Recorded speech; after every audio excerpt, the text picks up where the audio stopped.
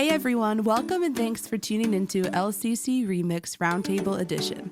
This is a discussion where our pastors unpack the current message in a deeper way. We hope this episode encourages and speaks to you. Once again, welcome back to another episode of LCC Remix, where we are on our first post-Thanksgiving episode. We're in the Christmas season officially here at Life Church, and we found a few turkeys, extra turkeys. We have Turkey Greg and Turkey Aaron and Turkey Steve, and lo and behold, Turkey Mark, Pastor Mark, back with us. Sorry, I just hurt your ears probably. Yeah, that's pretty good. But Pastor Mark, the now executive pastor at Faith Bible Church in Mechanicsville, Maryland. Sounds so formal. Official. Yeah. Official. But glad to have you back as our special guest, and figured we'd just take a few minutes just to catch up with you, man, before we get into the word today. But how are you? How you doing? I'm good, thanks. Things are going well. Enjoying being at Faith, and it's neat to see, like, every church has its own, like, DNA and way of doing things and culture and all that, and it's neat to see the differences, but yet, we're all on the same team, so it's been fun.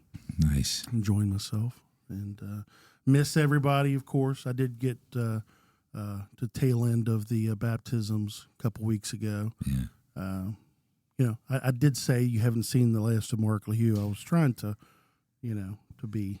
Prepare us. Yes, Just prepare you. Hey, Mark's coming. To strike fear into people's hearts. You haven't seen the last of Mark LeHew. Right. That's what a villain says, man. Yeah. Nah, just kidding. But, things are going well. Just busy as you guys are here. So, yep. Yeah, this is a very calm time of year. Yeah. It is. Not much going on in church. Nothing going on. But it's good to have you. Good to have you here. I guess we'll just dive into it this morning. Is that good? Do it. Sure. Let's do it. So, Christmas series. We're talking about Christmyths. Man, that is hard for me to say. It is hard to say. It's hard for anybody to say. Yeah. Yeah. I think we're just going to leave it with you saying that the first week, and then we'll just... Yeah. Happy Christmas, everybody. I'm sure you've made the joke already, right? Which one? About Mike Tyson. No. Merry Christmas, everybody. I don't make any jokes about Mike Tyson. Well, after this last fight, you feel free to. Yeah, you probably take him. He's done. It was rigged, I'm sure, but Yeah. Merry Christmas. Yeah. What are the myths? The myth of Christmas. Myth of Christmas. And Wow. we're going to be taking the next few weeks to berate you for having a pagan pole in your home. That's right. No, just Amen. Cancel all of it. It's Of the devil. Garland. Garland. What's wrong with Garland? I don't know. Oh, You'll find something. I thought you knew something about It's a town Garland. somewhere undisclosed on the Hallmark Channel.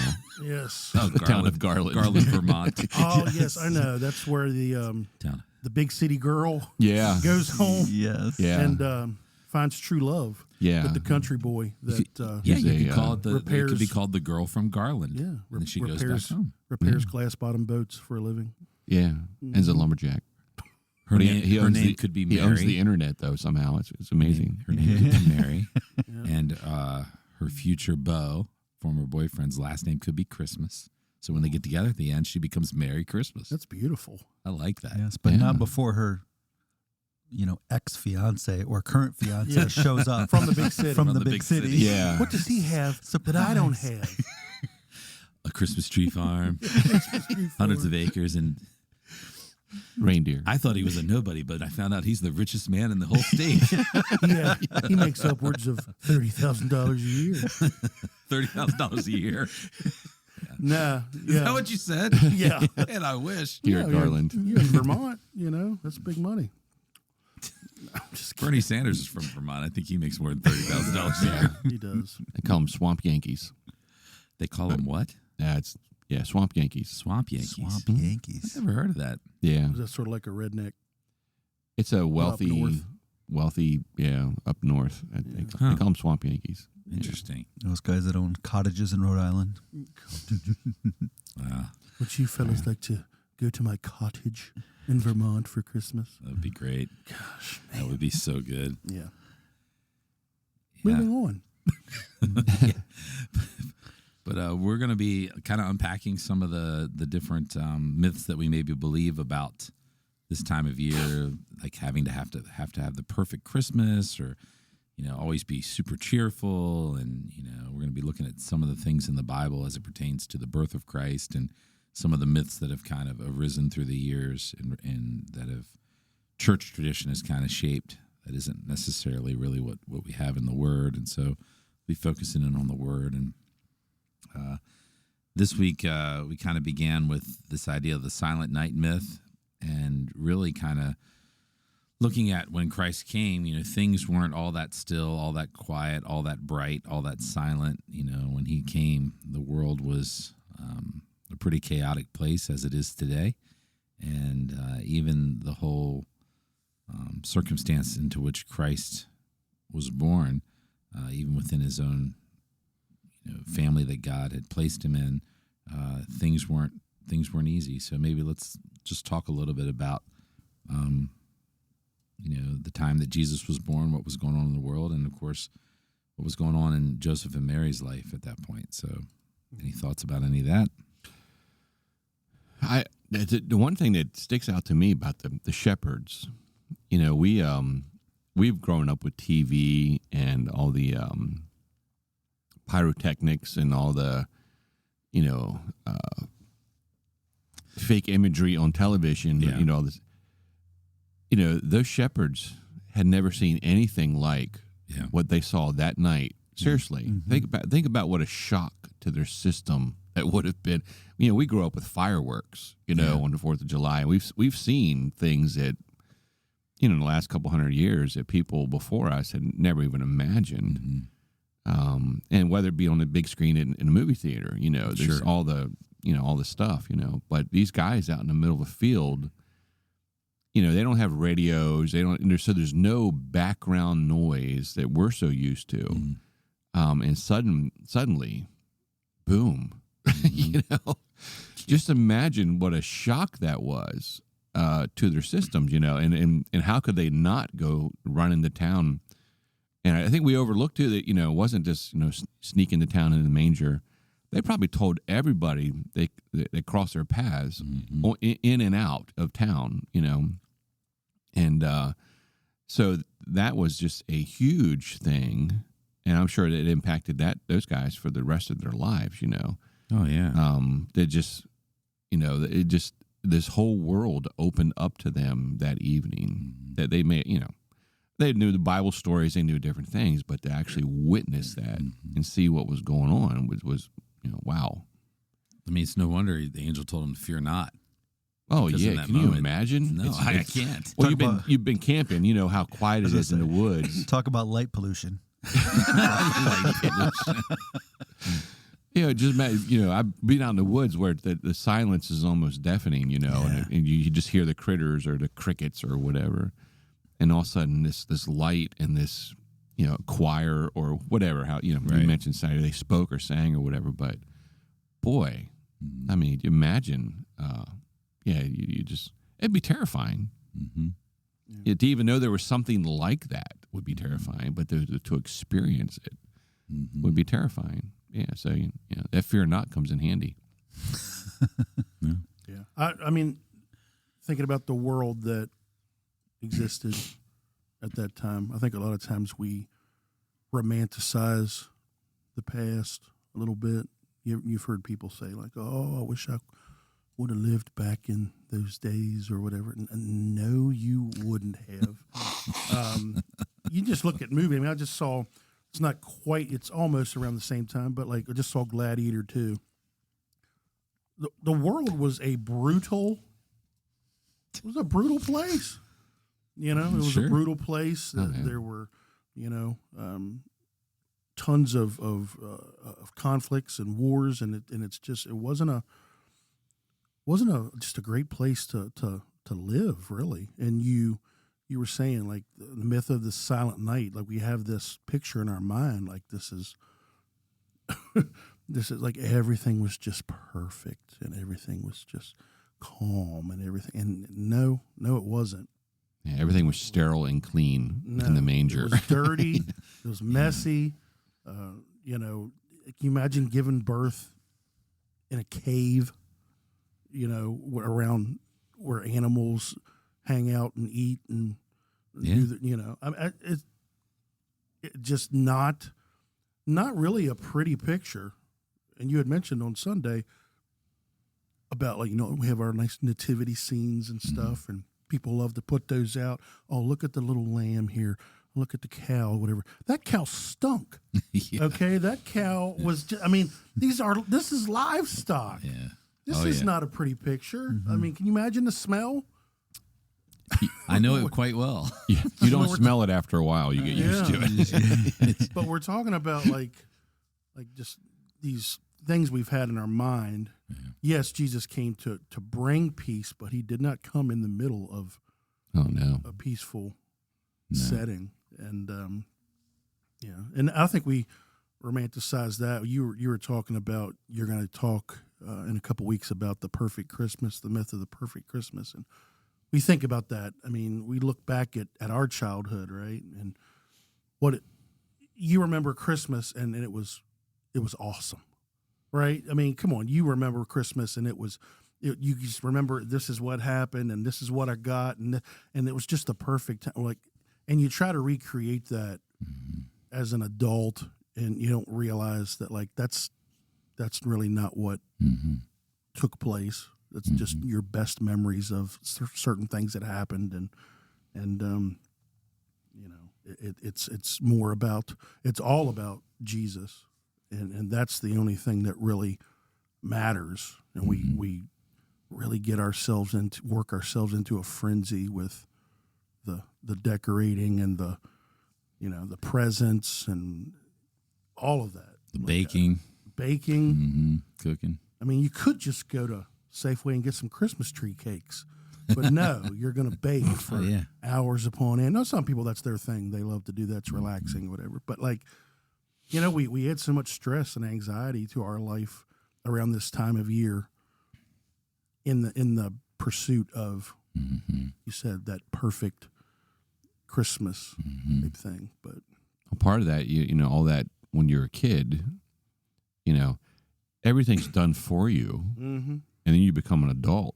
Yeah, you didn't have to do any of the work. You just experienced. You're the one gifts. staying up late at night after the kids go to sleep, putting the things together and all that stuff, you know, and all the stress of organizing. And, you know, when you're a kid, you're like, oh, this is super cool, and you try and revisit that, but that's just a dream. It doesn't, you know. But very non-peaceful, still, silent world that Jesus came into, no matter what we, you know, put on our mantles and songs that we sing. And I thought that was neat. You said, I didn't know the guy that wrote the music. Franz Gruber. For I didn't know that the guy from Die Hard. Franz Gruber. Isn't that the same guy? That's the same name. I didn't make that connection either. Wow. No, I think it's Hans Gruber. It's Hans Gruber. It's Hans, but I was just, when you said that, I was like, huh. I actually started watching that Christmas movie last night. Die Hard. Wasn't there Hans and Franz? Hans and Franz, yeah. Those were We're here to pump you up. Yeah. You girly man. That was Kevin Nealon and Dana Carvey, I think, were Hans and Franz. Funny. Yeah. By the way, they're going to be our guests here in a few weeks. Oh, really? Cool. No, probably not. Yeah. I was thinking Kevin Nealon was dead, but that was Norm Macdonald. It's Norm Macdonald, yeah. Getting my tall, white milquetoast comedians Confused. Sorry. But, yeah. But, you know, we really give ourselves an ulcer trying to make things peaceful and perfect and whatever, and that's just not, like you said, that's not what it was like. Well, and on top of that, you think about, like we were talking in Romans last night about the timing, like when the time was right. And so you had this hundreds of years that the people of Israel had experienced the hand of God in that way. And so this generation of Israelites wouldn't have any idea about what was about that. Like maybe years, right? Maybe the Old Testament Israelite was like, oh, there's God again. He's doing his thing, but 400 years they talk about. And so you have 4 generations worth of people who had not experienced God in that way. And so you think about, that for me, that just enhances what the shepherds were feeling that night, and just to them, it was all just stories. Yeah. They hadn't experienced any of it. Yeah. And that 400 years was a difficult 400 years. Yeah. They were a pawn of a bunch of different, the Greeks, the Parthians, the Medes Romans, and Persians, everybody, ended up under Roman rule. Mm-hmm. And they just got beat up on for 400 years. Yeah. They were longing for a deliverer, and even in that, as Luke chapter 2 begins, I mean, they're under Roman rule. Caesar Augustus, has that decree for everyone to be registered.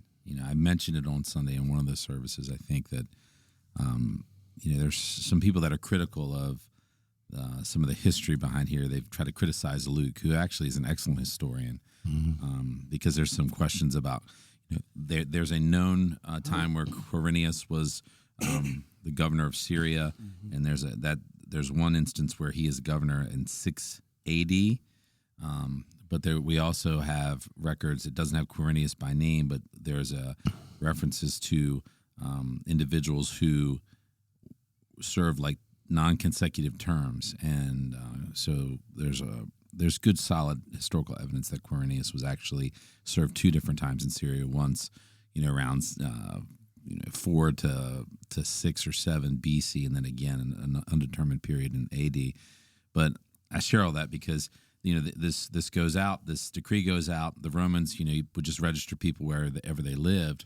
But Herod is the one, Herod the Great is the one that's ruling, kind of under. He's like a puppet king, ruling at the Romans' pleasure, and he knows the Jewish mindset, and to try to keep them from rebelling, wants to follow kind of the traditions they had when it came to how they would number people, even though God had commanded there not to be a census of the people. David still took one. They still did one years ago, so they had to go back to their ancestral homes, and that was a way of kind of, I don't want to say placating, but that's really what it was, to keep them calm. And so they have to leave. They have to make this 90-mile journey. And they're going to be registered to be taxed. So, I mean, their situation, they're under foreign rule. Now you've got to make a forced, departure from your hometown, which, by the way, in their hometown, there's a lot of, I mentioned it, gossip, rumor, no doubt. I mean, Mary was talked about, Joseph was talked about. I mean, we get the benefit of history and knowing Jesus and having the word, but back then, people are just like, yeah, sure. I mean, how do you explain that? Right, a lot of shunning. Oh yeah, Yeah. So the circumstances, talking about not being peaceful, not being perfect, they're far from that as they travel to Bethlehem, and then when they get there, of course, they don't even have a place where they can stay. No, I don't even know why. Why don't you just make a reservation on like hotels.com call ahead, or something, call ahead. or an Airbnb? Very irresponsible of Joseph. But I was thinking that when you were talking about like the journey, 90 miles of road or whatever. I mean, who here would take their 9-month pregnant wife on a 90-mile-an-hour, week-long trip?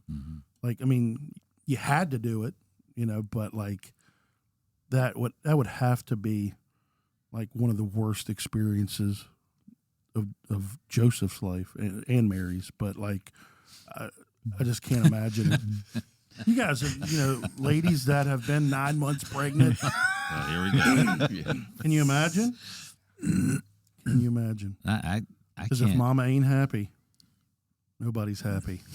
I mean, I know they were used to walking, great distances, and But I mean, walking 20 miles in a day for anybody I don't care if you're in the prime of life, that's, 20 miles in a day is a lot. That's moving at a good pace. Good clip, yeah. Yeah. So figuring, I think I mentioned it could take anywhere from 4 to 7 days for them to have made. For the average person, could make it in 4 or 5 days. I'm thinking it took them at least a week, maybe a little bit more. And again, 9 months pregnant. Feet swollen, legs swollen. How are you? And the terrain is not. I mean, it's not like walking in parts of the eastern shore of Maryland where everything's just kind of flat. I mean, it's rugged terrain. Yeah. Hopefully she was able to ride on the donkey or cart or something. But you mentioned about them traveling in a caravan and probably more. I watch like movies and stuff, and it's always just they're by themselves. Yeah, whatever. You didn't like travel. how incredibly dangerous that would have been. Yeah. So probably a big caravan of folks headed back to Bethlehem. Yeah, it's a lot. And Bethlehem's a small town, and of course that's why when all these people who moved away and have their kids and their families are all coming back, that's why there's no place to stay because it's kind of like the Calvert County of the Middle East, right? Because I mean, people can't wait to get out, and they go, and then they come back. Yeah, they're like, we went out in the real world. We decided to come back. Calvert County, but when you went to the Middle East, to Israel, did you go to Bethlehem? Yeah. I went to Bethlehem. Actually went to. I mentioned it that outside of Bethlehem, there's still shepherds to this day that herd sheep, livestock, and they still utilize these systems of caves that are all along the hillside there, and it's fascinating. There's one.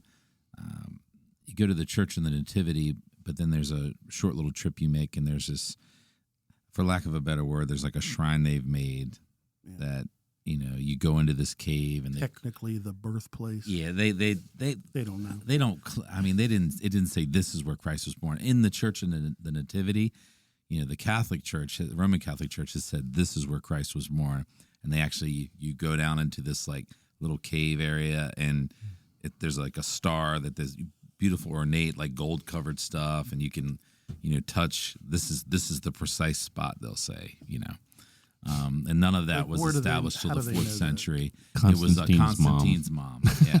Constantine's mom did a pilgrimage, and now not some of the locations that they have, there's archaeological evidence there that shows Christians were worshiping there in the 1st century. There's carvings, there's there's historical record, especially when you get closer to like Gethsemane and then over to Golgotha. Again, I don't. Yeah. I can't personally say like, oh yeah, that's where Christ's tomb is. That's where Christ was crucified. Well, because there's a reason for that. Oh yeah, because God, people make an idol out of it, and they have. Yeah. So that was never the point.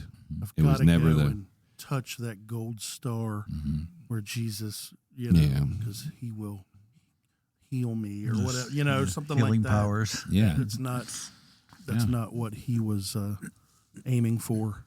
No. And that's think about it. Why did he come the way he came? Being just very humble and not as a ruler or a king. He could have chosen to come, as a line of royalty and at least been, taken well care of and having comfort during his upbringing and his life. But that's not how he chose to come. So it would stand to reason that he would not want all of that fanfare and stuff, put into where he, and I've said this, and I've said it many times at Life Church, like when we do communion, is Jesus never told us to remember his birth. Mm-hmm. Like it's not it. Yes, there's accounts of his birth, but Jesus never said, hey, stop what you're doing and just a month-long celebration of of my birth. Like it's not even mentioned again. It's he says to remember his death, remember his sacrifice. No, it doesn't mean that if you celebrate Christmas that is a sin or something. Yeah, we all celebrate Christmas. It's great to celebrate, the coming of the Lord, but like there's a danger in making it so, I don't know, so important or so religious. Right. I don't know. I guess the word I'm looking for is religious. And yeah, well, and if you're not careful, you can commercialize it. Thanks, Charlie Brown. I think that may that'll never happen. Yeah. I mean, you guys have probably seen recently or have heard in recent years, the modern incarnation of Santa Claus and how it was all marketing. Yeah, it was if you're listening right now and you don't want to hear anything about Santa Claus, this might be a good time to just pause and make sure your little ones might not hear this, but I'm gonna give you a few seconds to pause this. You have a chance to. We'll play some music in the very. This will go on for 20 seconds until. Okay, you've been warned. All right. But the modern day, incarnation of Santa was a creation of the Coca-Cola company, and the red and the white and his appearance and all of that. And so, even the shifting of focus in America from Easter as the biggest of holidays, shifting to Christmas becoming that because of commercialization, because of a beverage. Yeah. Well, that and all the retail people, they count on that for their sales for the year, and there's so much push for all that stuff that. Yeah. Well, even like think about this time of year. We have Christmas, Hanukkah, and Kwanzaa, right? Mm-hmm. Okay. Christmas, the push in modern day America is because of that commercialization, because of in large part because of Coca-Cola. Hanukkah rises to more prominence too because now all these Christians are doing Christmas, and we got to have something for us to do. And then Kwanzaa's created in 1968 or 69 by a professor because we feel like our black culture needs something for them, which Jesus didn't come for black people. Like I feel like he probably did. He most certainly did. The most legitimate one is Hanukkah.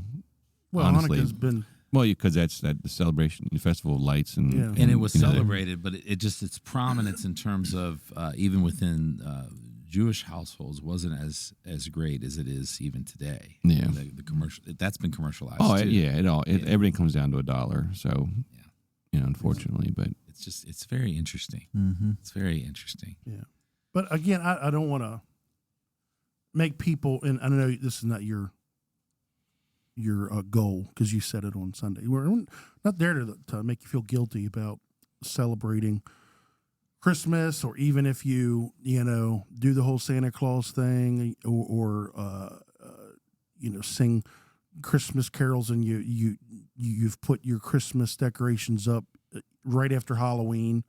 I mean, November 1st. Or July. Yeah. Or July. Christmas we just leave ours is up. actually, it can be a really great time of year to focus on things that are important to God, and but it can also be distracting, and it can also be a lonely time or a time of sadness for some people who are alone or have lost people. There's a lot of moving parts there, so we don't want to make people feel guilty for it's all about keeping it in perspective. And it's been easier for me as I've gotten older. I don't know about anybody else, but I don't really care about receiving gifts on Christmas. Does anybody else at the age of 50, 51, are you like, ooh, what am I getting this year? Oh, I can't wait, I remember 51. Yeah. Back in 1862, a young man named Lincoln was in the Oval Office. There was war there in the land. That's right. So I met him at the train station. This is the only year. So my wife every year, what do you want for Christmas? And I tell her, I don't need anything. I don't want anything. You asked for something this year? I did. What? Yeah, a puppy. Oh, I had to put my dog down a couple weeks ago. So he was almost 13 years old. I feel like I knew him. Yeah. And I never met him. Never had the chance to be bitten by him. Yeah, yeah. Believe me, he would have. He would have bitten you. His later year or so, he wasn't quite as aggressive, but he was a good dog. Yeah. So this is You want a puppy? Yeah. What kind of puppy you want? I like full size, big dogs. So the last two were Lab Shepherds. I'm telling mixes, get yourself a Rottweiler. Well, I need something good with. I have a lot of animals at home, and I've heard really good things about it. It was great with the cat before we had to put our cat down, and great with the other dogs. It's all how you raise the animal. What is this animal year? It's such a daggone. She's such a daggone big teddy bear. That's what she is. Yeah. Big teddy bear. Anyway. Yeah. So this is the first time ever. Yeah, but for the most part, we're not like. What I'm saying is my focus and my my drive is not like, ooh, I can't wait to get gifts or whatever. I love to give gifts. I like to see my kids' faces, like when I give them gifts. But it's my focus is more on, Jesus and the spreading of the message of Jesus. And I guess that's just been easier to maintain my focus on that as I've gotten older. I guess we're less susceptible to flashy things or shiny things maybe as we get older. I don't know. What do you think, Greg, since you're old? Yeah, well, no, it's true. I think for me, I just like people. So, this time of year is good, get to hang out with a lot of people. Yeah. You have an excuse. Parties to do those things. And family's always important, but Jesus is every day of the year. Yep. And we should always every day, and it's not a cliche, but it's a cliche. Every day it should be Christmas, as far as our attitude and what God has done and keeping that in front and center of our lives. But it's so easy to get caught up in all this stuff though, and people get so stressed, and that's really a shame. People get so stressed because they think everything has to be perfect or whatever, or it's got to be this, it's got to be that. No, it doesn't have to be. We can honor the time of Christ's arrival, but not get caught up in all the stuff, right? All this the pressure we put on ourselves to be over the top. Mm-hmm. Yeah. And, it's our job, as I guess as adults. I mean, but to teach that younger generation, even young adults in their 20s and 30s who are just having kids and stuff, and like, how do you keep Christ at the center? How do you teach your kids that it's okay to celebrate and to and to have fun with the Christmas season, but like, what is, to quote David Meese, he is the reason, people are like, David Meese. I like David Meese. Yeah. He's a great, very talented guy. But Jesus truly is, he's the reason this is all, even go back and you can tell me about the pagan roots and everything. Like, what it means to us as believers is that we're celebrating Jesus coming. So that should be the focus. How do we do that with our kids? And I think, dispelling some of these myths is one way that we can do that. And so I grew up. I was in my 20s or 30s, I think, and I got gifts from my parents, and they still said from Santa Claus. You still believed in Santa? And I didn't believe in Santa Claus. But they still would put on the thing, literally the tag from Santa to Greg. So with my kids, it's weird because some of mine said from Satan. It was misspelled. It's just reverse the letters. Yeah, dyslexic. Or just kidding. Gosh. Kidding. You know, there's a new movie, Jack Black. It's called Dear Santa. A dyslexic kid writes a letter to Santa, and he misspells it. Oh, goodness. Dear Satan. And Anyway. Yeah. But so when I had kids, we celebrated Christmas, but we talked about Saint Nick and the legend and all that kind of stuff thing. So they knew about it, but my kids never believed in Santa Claus. That we didn't want to keep them, hide them from everything. So we told them, here's the story of this, but Jesus is the reason. Yeah. And we so should definitely put a disclaimer on the front end of this bad boy too. Yeah. If you But yeah, so my kids weren't scarred emotionally from not believing in Santa Claus or I could tell you we had an episode with Stevie because we grew up the kids Santa was real and and he was about 10 or 11. Oh really? And he figured it out and he asked me point blank and I said, well, no, and there isn't. And it's like, why did you lie to me? I mean, he started crying. Like, he was crushed the fact that I wasn't honest with him. I was like, Mr. Legal Eagle over there is the same guy, today. Oh, we had my daughter, I remember, in middle school, I guess. I said, we told him the story of St. Nick and all, all that kind of stuff, But they didn't, Santa Claus was never front and center in my house. And so my daughter's at school, she was probably middle school or late elementary school, one of those. She ruined it for everybody, didn't she? Well, one of our neighbors who, our kids all used to play together. My daughter's like Santa Claus, and there's no Santa Claus, And the girl went home, told her mom, we got a phone call. Oh, we're like, well, you shouldn't have lied to your kids. Thinking, there's going to be some fisticuffs in the neighborhood. You think about what you just said, though. I mean, because Christmas sometimes as parents, even Christian parents, can be more defensive about that ine than they are even about issues that matter concerning faith. Like, when was the last time you've gone on record or called someone up because, hey, what you just told my kid is a lie, or no, boys can't be girls, or when's the last time you confronted someone about that? But Santa will just we'll confront people over. Yeah, because Santa's it makes you feel good. It's magic. It's whatever, and it's they want their kids to hold on to that. I guess it's that rite of passage, that childhood or type. I think that you can have the quote unquote the magic of Christmas without making Santa Claus a superhero. No, you certainly can. We give gifts because the gift of Jesus gave us. Mm-hmm. We celebrate, and here's a story, out here. Yep. And that's fine, whatever. It's not a big deal. But we do this because it's Jesus. I do love. I love the. There's a painting or a picture, or I've even seen like the ceramic, whatever, of Jesus, or Jesus in the manger, and Satan. Satan.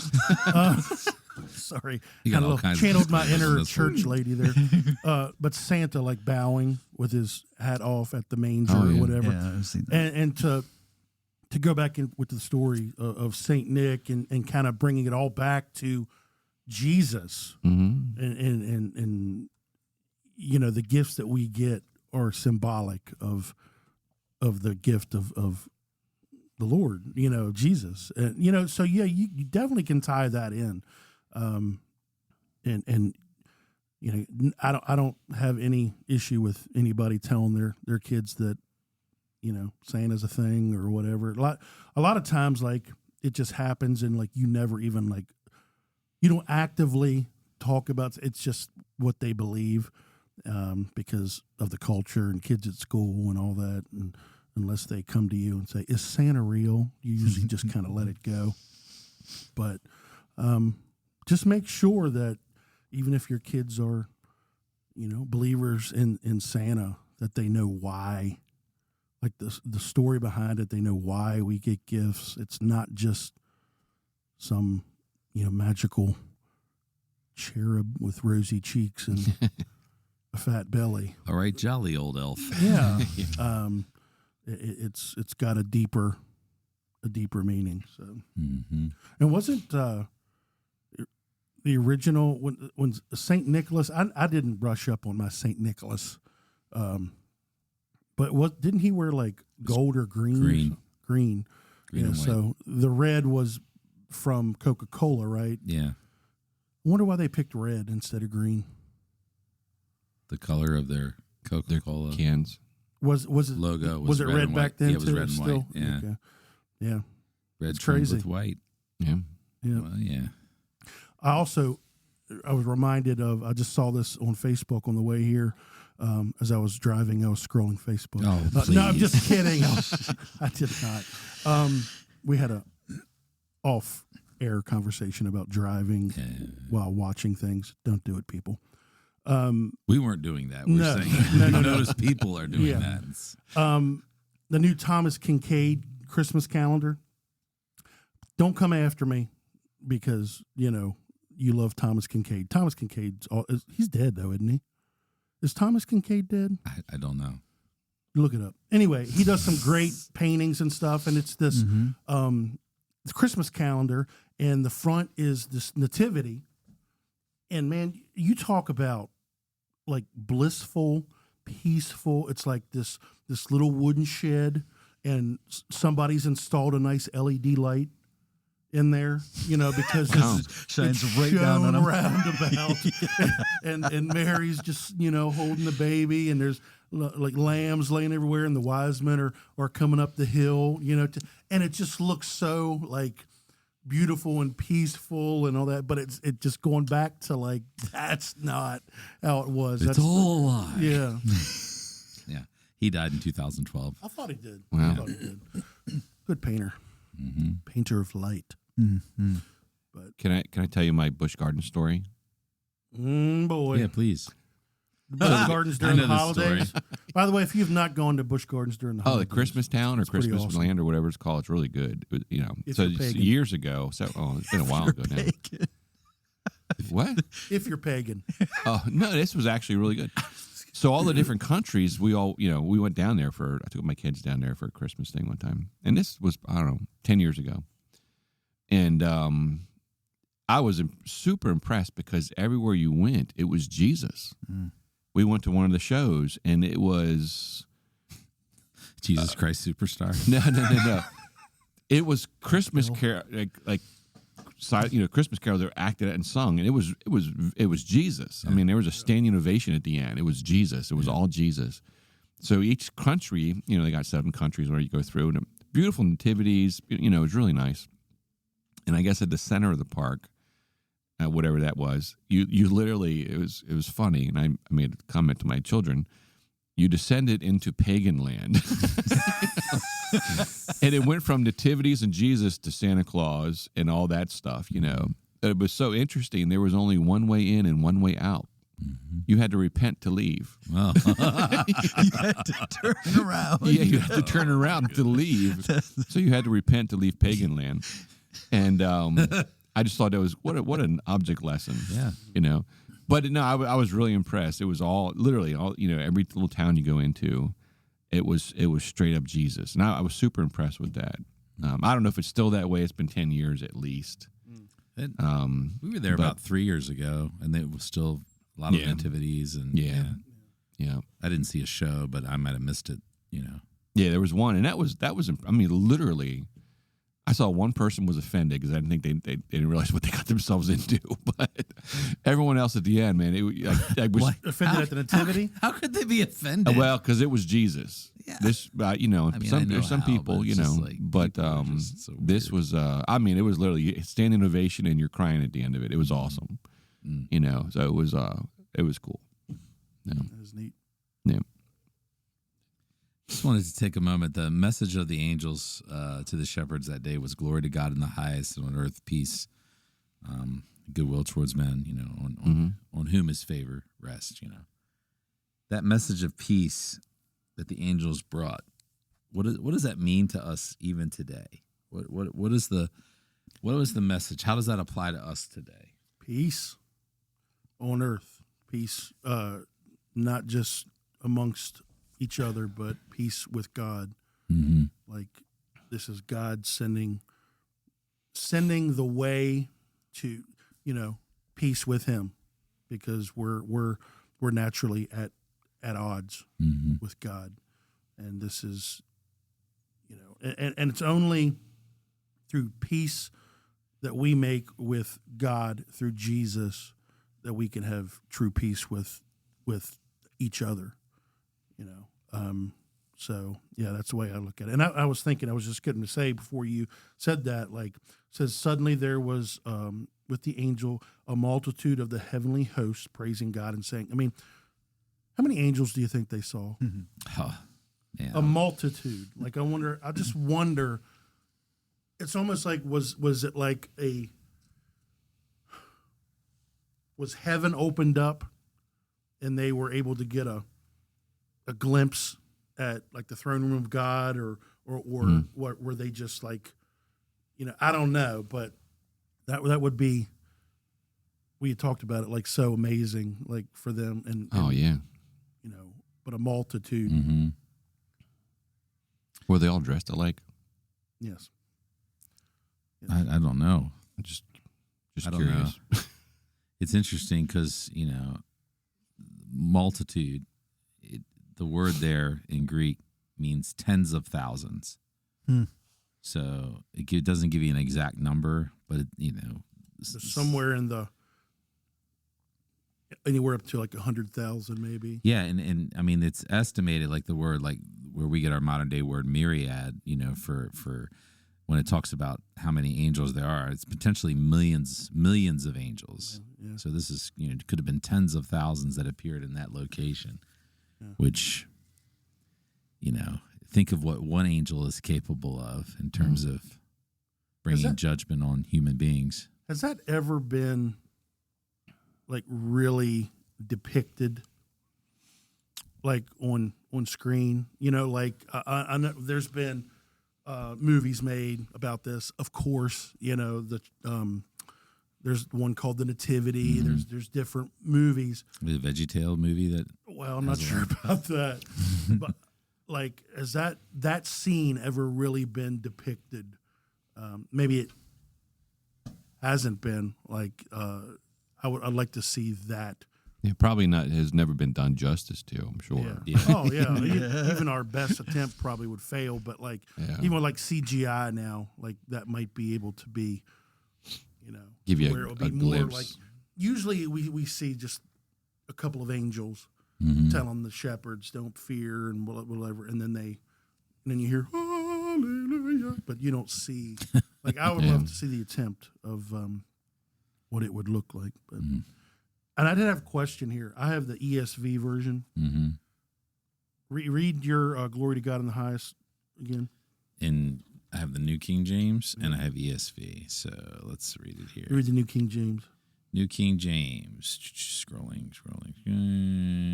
Then the angel said, "Do not be afraid." Okay, for there is born to you in the city of David. As we say, suddenly. Okay, here we go. Verse 14. Glory to God in the highest, and on earth peace, goodwill towards men.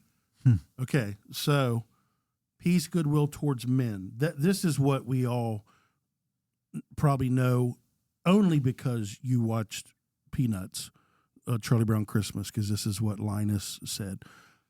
My version says, glory to God in the highest, and on earth peace among those with whom he is pleased. What's the difference there? Like, what? I think there's a big difference in that. There is, yeah. There's a big difference in meaning with that. On earth, goodwill towards men. And that's where we kind of get this whole season of Christmas, like everybody, it's goodwill towards men. Everybody treat everybody nice because it's Christmas. On December 26th, you can go back to hating each other, but it's the season of treating everybody with goodwill. But really the message was glory to God in the highest, so God deserves the glory. God is to be praised. God is holy. And on the earth, peace among those with whom he is pleased. Yeah. The word there in Greek is eudokia. Eudokia. It's hard to say. Eudokia, because it's... You drive a Kia? Sounds like it. You drive a Kia. But it means to have delight in, pleasure in, satisfaction in, goodwill, kindly intent, or show benevolence to. So it's interesting, like the shade of the difference between the two translations. What's the, like, goodwill towards men? Well, men in general, meaning, by the way, men and women. This is not just a male thing, men and women. Between just like generally everybody, or with those with whom he is pleased. So what that leads me to believe is this, is that on earth, peace among those who accept this, who come to me, those who believe in Jesus. That's what I'm thinking, is it's like peace isn't going to come to everybody. It's offered to everybody, peace through Jesus or whatever, but you have to please God by coming to him through faith. Without faith, it is impossible to please God, right? So faith in what is being offered here. I don't know. Well, the literal word for word translation is glory in the highest to God, and on earth peace toward men, goodwill. That's how it reads word for word. It's interesting because it seems like one version reads a little different. Peace with God. The other version reads peace of God. Yeah.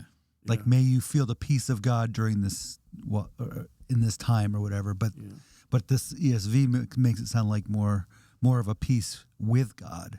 Yeah. Glory in the highest to God, and on earth peace toward men, goodwill. I mean, this is maybe God. Well, not maybe, but it is. It's like God offering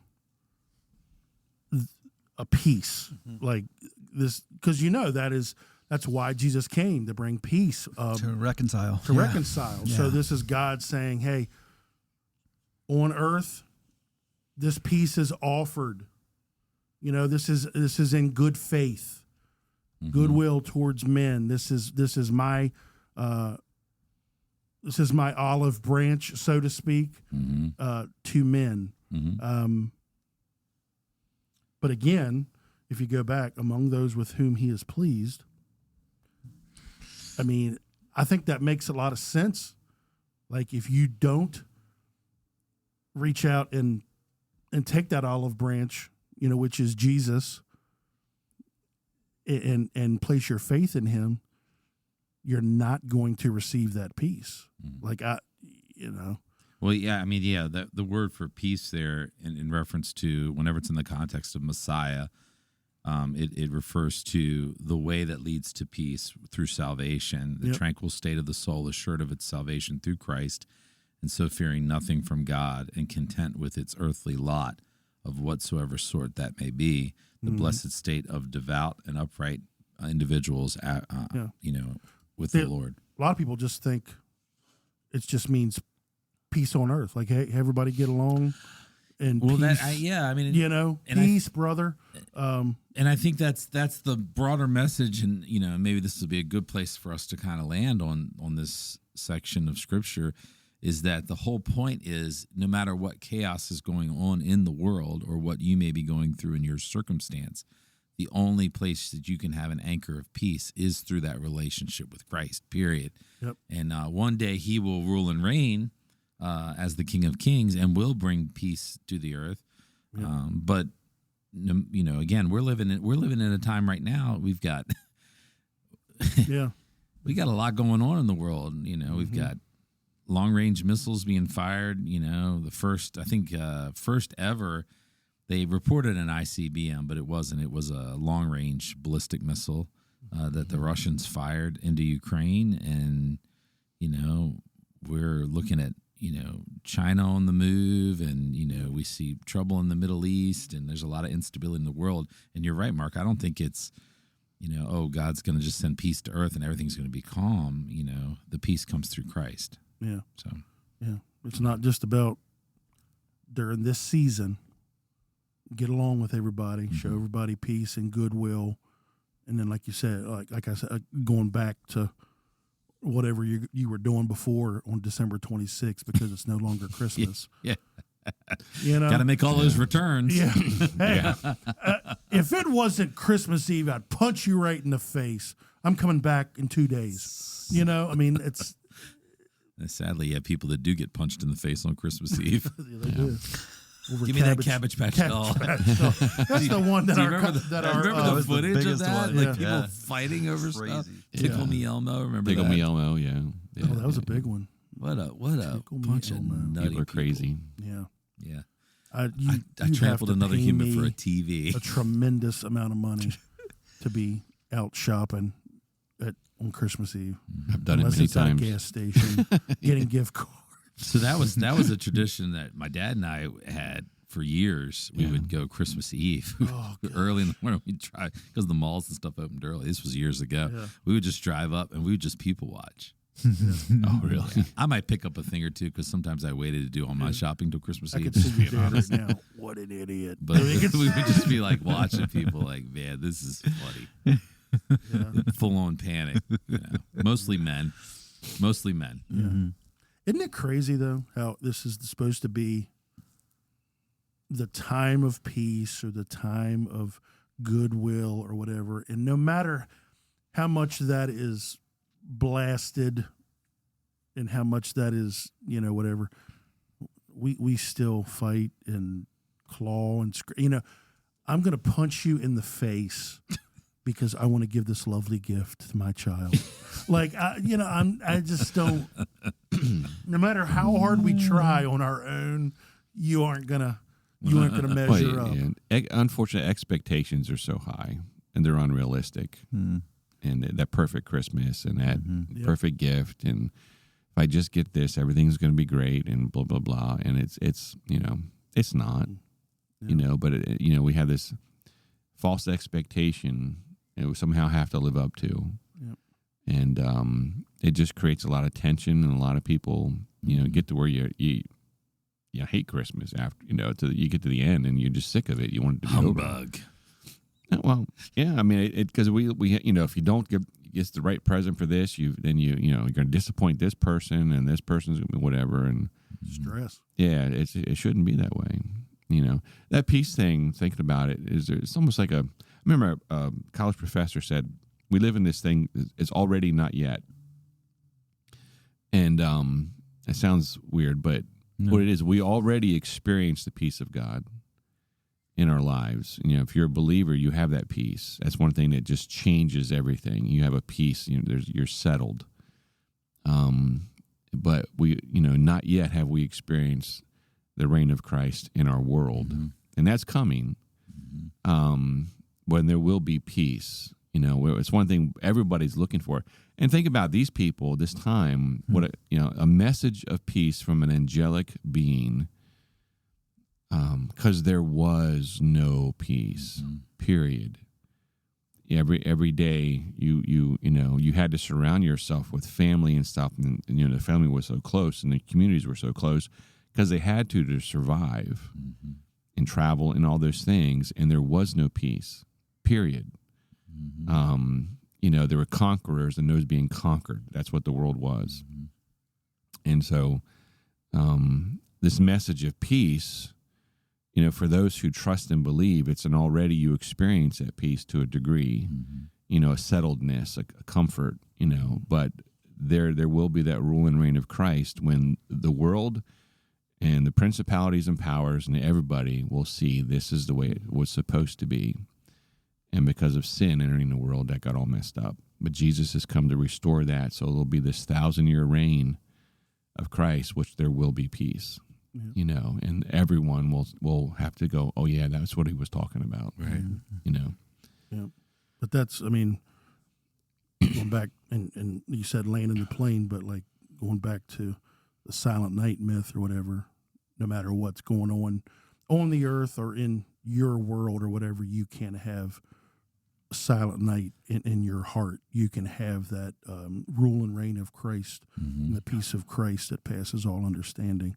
You know, right in your heart, no matter what you're going through. And no matter how difficult the season is for some people, and no matter how stressful or anxiety filled or whatever, some people aren't going to be able to put adequate food on the table this holiday. Some people aren't going to be able to buy adequate presents or what they deem adequate for their kids, and not give them that perfect, Christmas experience, so to speak. And some people can't pay their bills. Some people are missing loved ones. I know it's going to be a difficult Christmas for, is this the first Christmas without your dad? It's going to be bittersweet, but you can have peace, You can have peace in your heart through Jesus. That's what he came for, but so that's what I would encourage you to, keep your eyes on Jesus and make sure that there is a silent night in your heart, even though there's not a silent night. It wasn't a silent night then, and it's not a silent night right now. Yeah. It's not. It's it's a crazy, crazy world. It is only going to get crazier. It is. Yeah. Come, Lord Jesus. Even so. Yeah, absolutely. All right, Aaron, you want to bring us on? The sage words of wisdom. Yeah. Well, no, it was great to have Mark with us this morning, and excited for what God's doing, in and through you, down at Faith. And next week, we continue our series with the Wise Man Myth. The Wise Man Myth. All three of them. At the bit for this one. Man, those three guys were pretty impressive. What are their names? Three fellas. They have names too, right? Well, they have traditional names that were assigned in the 14th century. I'm joking. Yeah. Yeah. Ingle McCringle. There wasn't three of them. Ibrahim, Moises. Yeah. No, I'm just kidding. I'm going with the Key and Peele. I'm going with the Key and Peele football name. Yeah. Yeah. But Caspar. It's like a variation of like Balthazar or something, like a variation of that, and I forget the other one. The one always gets forgotten off the top of my head, but they're not their actual names. Yeah, Mo. Larry, Mo, and Curly. Yeah. Don't forget about Shib. So we hope you enjoyed this discussion, and we'll look forward to seeing you next week. Thanks for listening to LCC Remix. If you have any questions about this podcast, reach out via email at lccremix@lifechurchcalvert.com. LCC Remix is a podcast ministry of Life Church Calvert, located in Huntingtown, Maryland. You can visit our website, lifechurchcalvert.com, or download our app by typing in Life Church Calvert in your app store today.